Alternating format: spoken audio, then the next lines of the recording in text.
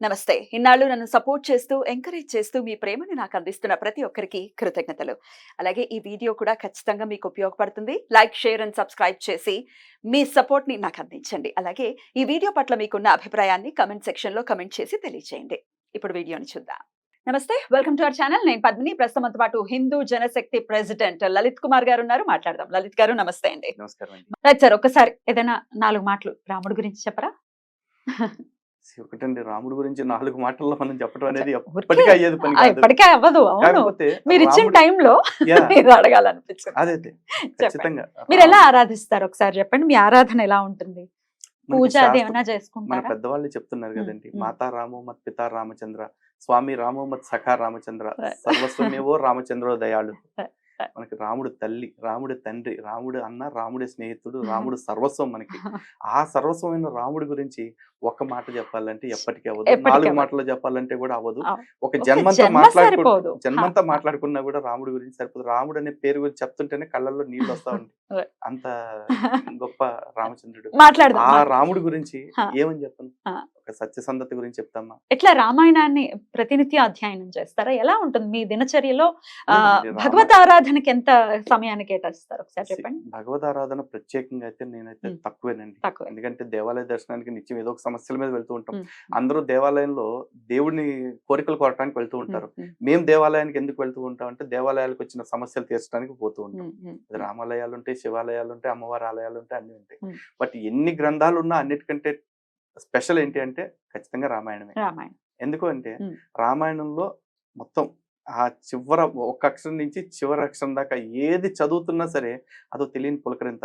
ఎన్నిసార్లు చదివినా కొత్తగానే ఉంటుంది. Hmm. రామాయణం మాత్రమే కాదు, రామాయణం గురించి ఇతరులు రాసిన గ్రంథాలు కూడా నిత్యం చదువుతూనే ఉంటాం. అవును. కాబట్టి Hmm. నిత్యం రాముడిని మేము స్మరిస్తూనే ఉంటాం. అండ్ మోరోవర్ ఎవరినన్నా పలకరించాలంటే కూడా అందరూ నమస్కారాలు అంటారు, లేకపోతే నమస్తేలు అంటారు, హాయ్ హలో గుడ్ బై ఇట్లాంటివి చెప్తా ఉంటారు. మేము ఒకటే చెప్తాం, మాకు పలకరింపైనా జై శ్రీరామ్, వీడ్కోలైనా జై శ్రీరామ్, జై శ్రీరామ్. అద్భుతం. ఎట్లా అండి గ్రంథ పఠనం? ఇప్పుడు మీరు మాట్లాడే దాంట్లో మీరు తీసుకునే మీరు ఆ శ్లోకాలు చెప్పటం కూడా జరుగుతూ ఉంటుంది. డెఫినెట్ గా గ్రంథ పఠనం చేస్తే తప్ప ఇది సాధ్యపడేటటువంటి విషయం కాదు. ఎట్లా కొంత సమయాన్ని కేటాయిస్తూ ఉంటారా ప్రతిరోజు గ్రంథ ఖచ్చితంగా అండి. అయితే హిందూ గ్రంథాలు చదివేటప్పుడు అందరికి ఒక విషయం చెప్పాలండి. మంచి క్వశ్చన్ అడిగారు కాబట్టి చెప్తాను. చాలా మంది ఏమనుకుంటారంటే హిందూ గ్రంథాలన్నీ కూడా సంస్కృతంలో ఉంటాయండి, ఆ శ్లోకాలు మనకు గుర్తుండవు, నోరు తిరగమంటారు. సంస్కృతం నోరు తిరగాల్సిన అవసరం లేదు. ఎందుకంటే సంస్కృతం చదవలేని పక్షంలో దాని పక్కనే తాత్పర్యం వస్తున్నాయి ఇప్పుడు తెలుగులో. దాని తాత్పర్యం చదువుకోండి మీరు. శ్లోకాలని బట్టి పట్టాల్సిన అవసరం కూడా లేదు. దాని తత్వాన్ని అర్థం చేసుకోండి. ఆ తత్వం అర్థమైందంటే చాలు. ఎందుకంటే ఆ తత్వాన్ని అర్థం చేసుకోవటం ఎట్లా అంటారు, ఎక్కడైనా సరే రామాయణాన్ని ఒక కథలాగా చదువుకుంటూ వెళ్తున్నప్పుడు కొన్ని మనకి అభ్యంతరకరంగా లేకపోతే బాధ కలిగించేలాగా అనిపిస్తాయి.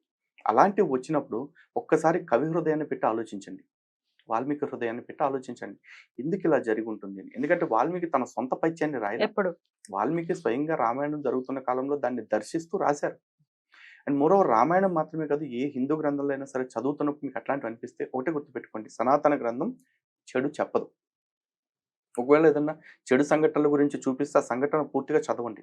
ఆ సంఘటన చదివే క్రమంలో మీకే తెలుస్తుంది అది చేసింది రాముడైనా, శివుడైనా, కృష్ణుడైనా, విష్ణువైనా, ఇంద్రుడైనా, ఎవరైనా సరే అది మీకు తప్పుగా కనిపిస్తుందంటే ఆ తప్పు తర్వాత వాళ్ళు ఆ శిక్షను అనుభవించుంటారు.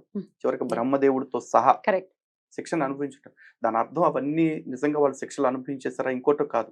తప్పు చేస్తే ఎవరైనా సరే శిక్ష అనుభవించాల్సిందే, కర్మ ఎవరిని విడిచిపెట్టదు అని చెప్పటం కోసం రాయబడ్డ గ్రంథాలు అవి. కాబట్టి దానిలో ఉన్న తత్వాన్ని, సారాన్ని అర్థం చేసుకోవాలి. అండ్ మోరోవర్ ఇంకోటి ఏంటంటే సనాతన ధర్మం ఎప్పుడు కూడా 5 రకాలుగా ఉంటుందండి. 1 spiritual, 2 psychological, 3 physical, 4 social, 5 technical. ఈ 5 కారణాలు మనకు ప్రతి దానిలో కూడా ఉంటాయి. ఏదన్నా మీకు ఒక చోట అనుమానం వచ్చినప్పుడు లేకపోతే అభ్యంతరకరంగా అనిపించినప్పుడు ఈ 5 యాంగిల్స్ లో ఆలోచించండి, మీకే స్ఫురణ వస్తుంది. ప్రతి గ్రంథాన్ని ఆ విధంగా చదివితే సనాతన గ్రంథాల్లో ఏ ఒక్క చోట కూడా మీకు తప్పు అనేది కనపడదు. సోషల్ మీడియాలో రకరకాల వ్యక్తులు సెన్సేషన్ అవుతూ ఉంటారు, వైరల్ అవుతూ ఉంటారు, ట్రోల్ అవుతూ ఉంటారు. అందులో ఎప్పుడు సెన్సేషనల్ గా అనుకోవచ్చు, ట్రోల్ అవుతున్న వ్యక్తి అనుకోవచ్చు, వైరల్ అవుతున్న వ్యక్తి అనుకోవచ్చు, వేణుస్వామి గారు. ఎప్పుడు కూడా ఆయనవి వివాదాస్పదంగానే ఎక్కువగా ఉంటాయి. ఆయన మాట్లాడటం, ఆయన ప్రిడిక్షన్స్ అవ్వచ్చు, లేకపోతే ఈ మధ్య ఒక కొత్త ట్రెండ్ వచ్చింది. ఆయన ఎప్పుడు చచ్చిపోతారో తెలుసా అంటూ కొంతమంది వీడియోస్ చేస్తున్నారు, కొంతమంది ఇంకా ప్రిడిక్షన్స్ ని కూడా ఇస్తున్నారు. డెఫినెట్ గా అది ఆయన కాలినట్టుంది, ఆయన కూడా రియాక్ట్ అయ్యారు. ఎట్లా చూస్తారండి ఆయన పద్ధతిని? ఫస్ట్ ఆఫ్ ఆల్ వివాదాస్పదంగా ఎందుకు అవుతుంది అంటే ఆయన వివాదాస్పదం అవ్వాలనే ఆ వీడియోస్ చేస్తున్నాడు. ఇంటెన్షనల్ గా. ఇంటెన్షనల్ గా చేస్తున్నాడు వేణుస్వామి. ఎందుకంటే ఈ రోజున ప్రభాస్ కావచ్చు, లేకపోతే ఇంకొకళ్ళ గురించి కావచ్చు, ఇంకొకళ్ళ గురించి ఆయన చెప్తున్నారు కదా. నిజమే, ఇప్పుడు ఏ వ్యక్తి గురించి అయినా ఒకవేళ తెలిసినా సరే ఆ వ్యక్తికి ఏదైనా కష్టం కలుగుతుంది, లేకపోతే ఇబ్బంది పడే అవకాశం ఉంది అని జ్యోతిష్యం ద్వారా నిజంగా అర్థం చేసుకునే సిచ్యువేషన్ ఆయనకు ఉంటే గనక అప్పుడు వేణుస్వామి గారు వీడియో చేయకూడదు. ప్రభాస్ గారిని కలిసి, ప్రభాస్ గారు మీకు ఈ సమస్య వచ్చే ప్రమాదం ఉంది, కాబట్టి ఇది రాకుండా ఉండాలంటే ఇది చేస్తే బాగుంటుంది అని అని చెప్పేసి చెప్పాలి. చెప్పొచ్చు. లేదు ప్రభాస్ గారిని రీచ్ అయ్యే అవకాశం ఆయనకి లేదు అనుకుంటే, మోస్ట్లీ నేను అనుకోను, ఎందుకంటే ఆయనకున్న నెట్వర్క్ ఉన్నాయి. సీతాఫలాలు పంపిస్తున్నామని చెప్పారు. చెప్పారు. ఉమ్. ఎందుకంటే ప్రభాస్ గారిని రీచ్ అయ్యే అవకాశం ఆయనకి లేదు అనుకుంటే ఆ విషయాన్ని అక్కడితో వదిలిపెట్టేయచ్చు. అది ఆయన అభిమానిస్తున్న కోట్లాది మందికి ఇప్పుడే చెప్పాల్సిన అవసరం లేదు. ఎందుకంటే ప్రభాస్ గారు కాదండి, భూమి మీదకి వచ్చిన ఏ ఒక్కడు కూడా ఎల్లకాలం ఇక్కడే ఉట్టి కట్టుకుని ఉండిపోడు. అవును. ప్రతివాడు ఏదో ఒక రోజున పోతారు.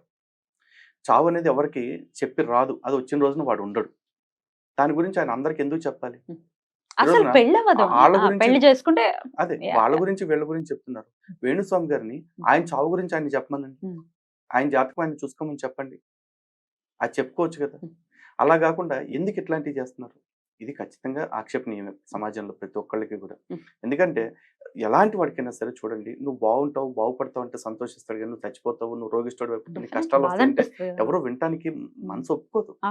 అలా ఎందుకు ఆయన శాస్త్రం ఎప్పుడు కూడా ఒకళ్ళకి క్షోభ పెట్టమని చెప్పదండి. ఉమ్. శాస్త్రం ప్రకారం జ్యోతిష్యం గురించి కూడా ఆలోచిస్తే కొంతమంది, జ్యోతిష్యం అంటే ఏంటి అంటే ఇట్స్ అన్ అలర్ట్.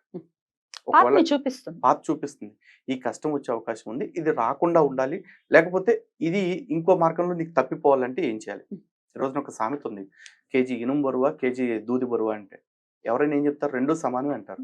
కానీ జాతకం చేసే జ్యోతిష్యులు చేయగలిగిన పని ఏంటి అంటే, కేజీ ఇనుము, కేజీ దూది ఒకే బరువు, కానీ కేజీ ఇనపరాయితో కొడితే మనిషి ఎట్లా ఉంటాడు, కేజీ దూదితో కొడితే ఎట్లా ఫీల్ అవుతాడు? Good one. సో అలా తప్పించడానికి అవకాశం ఉన్న వాటిని మాత్రమే వీళ్ళు పరిగణలోకి తీసుకుని వాటి ద్వారా శాస్త్రపరంగా వీళ్ళకున్న పరిహారాలు లేదా ప్రాయశ్చిత్తాలు చేపించి ఆ ప్రమాదాన్ని పూర్తిగా లేకుండా చేయటం, లేదా ఆ ప్రమాదపు స్థాయిని తగ్గించడం చేయగలుగుతారు. కానీ ఈయన అవేమీ చేయట్లేదు, పలానా అవి చేస్తానని కూడా చెప్పట్లేదుగా. చచ్చిపోతాడు, ఏమో సూసైడ్ చేసుకుంటుంది, వాళ్ళు మొగుడు పిల్లలు విడిపోతారు. శుభం బలకరా మొగుడు అంటే ఏదో సామెత వెనకట్టుకుంది కదా, అట్లాగే ఉంది. నీకు శాస్త్రజ్ఞానం నిజంగా ఉంటే ఆ శాస్త్రాన్ని నువ్వు దేనికి వాడాలి? 10 మంది క్షేమానికి వాడాలి. ఇది కరెక్ట్ కాదు. కరెక్ట్. హితానికి ఖచ్చితంగా వాడాలి. అయితే ఆయనని ఈ పలానా డేట్ లో చచ్చిపోతావు అని ఇంకొకరు చెప్పారు, ఇంకొకరు ప్రిడిక్షన్ చెప్పారు. వేణుస్వామి ఎప్పుడు చచ్చిపోతారో తెలుసా అని చెప్పిన వీడియో బానే రీచ్ అయ్యింది. సో దాన్ని బేస్ చేసుకుని ఆయన మాట్లాడారు. సో ఆయన మాట్లాడిన తీరు కూడా మనం ఒకసారి చూసుకుంటే, నేను ట్రెండ్ నా గురించి మాట్లాడితే అది వైరల్ అవుతుంది. ఇప్పుడు దీని గురించి కూడా ఒకవేళ ఆయన దృష్టికి వెళ్తే మాట్లాడతారేమో, నా గురించి మాట్లాడితే వాళ్ళకి వ్యూస్ వస్తాయి, అందుకని మాట్లాడుతున్నారు అని తీసుకునే విధానం నన్ను ఆశ్చర్యపరిచింది. అరే ఇట్లా మనం ఇట్లా అంటున్నాం, ఇలా చేయటం వల్ల ఇట్లా ఒక నెగటివిటీ స్ప్రెడ్ అవుతుంది, మనం ఇది తగ్గించుకుందాం అన్న ధోరణి ఎక్కడ కనిపించట్లేదు. ఎలా చూడొచ్చు? వ్యూసే కావాలనుకుంటే ఈరోజు మియా మల్కోవాకి, సన్నీ లియోన్ కూడా వస్తున్నాయండి. వ్యూస్ కావాలనుకుంటే అట్లాంటి వాళ్ళు అంతమంది ఉండగా ఇట్లాంటి వాళ్ళ గురించి మాట్లాడుకోవాల్సిన అవసరం ఏంటి? వ్యూస్ వేణుస్వామి ఒక్కడి గురించి రావట్లా. వ్యూస్ చంద్రబాబు గురించి మాట్లాడిన వస్తే, జగన్ గురించి మాట్లాడిన వస్తే, రేవంత్ గురించి మాట్లాడిన వస్తే, కేసీఆర్ గురించి మాట్లాడిన వస్తాయి. వీళ్ళందరికంటే ఎక్కువ నరేంద్ర మోడీ గురించి మాట్లాడితే ఇంకా ఎక్కువ వస్తాయి. మరి అంతమందిని వదిలిపెట్టి తన గురించి మాట్లాడుకుంటున్నారు అనుకోవటం అతని భ్రమ యాక్చువల్లీ. ఎందుకంటే ఆయనకి నిజంగా విద్వత్ లేదని నేను అనట్లా, ఉండుండొచ్చు, కానీ ఆయన దాన్ని ఖచ్చితంగా సరైన పద్ధతిలో వాడాల్సిన అవసరం అయితే ఆయనకు ఉంది. ఎందుకంటే ఆయన జీవితం ఆయన అనుకుంటున్నాడేమో, ఇది నా ఒక్కడిది నేను బతికేస్తానని చెప్పేసి.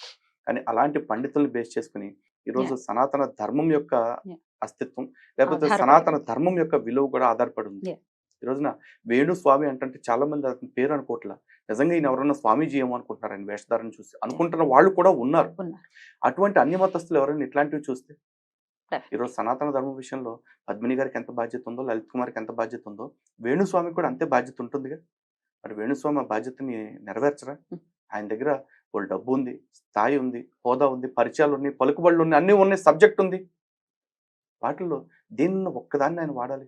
దేనికి వాడకుండా నా వ్యక్తిగత జీవితాన్ని బాగు చేసుకోవటానికి మాత్రం నేను బతుకుతాను అనుకుంటే గనక సమాజంలో ఆ మూలన్న డస్ట్‌బిన్ వల్ల ఎంత ఉపయోగం, ఆయన వల్ల కూడా అంతే ఉపయోగం.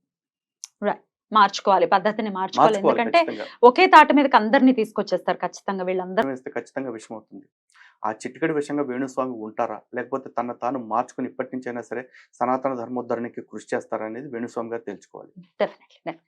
రైట్. మరొకసారి మీ సమయాన్ని ఇచ్చినందుకు చాలా చాలా కృతజ్ఞతలండి. ఇలాగే మీరు వెళ్తున్నటువంటి ఈ జర్నీలో ఎన్నో ఆటుపోటులు ఉన్నప్పటికీ రామరక్ష ఎల్లప్పటికీ మీ మీద ఉండాలని మనస్ఫూర్తిగా కోరుకుంటూ thank you so much sir. నమస్తే. నమస్తే.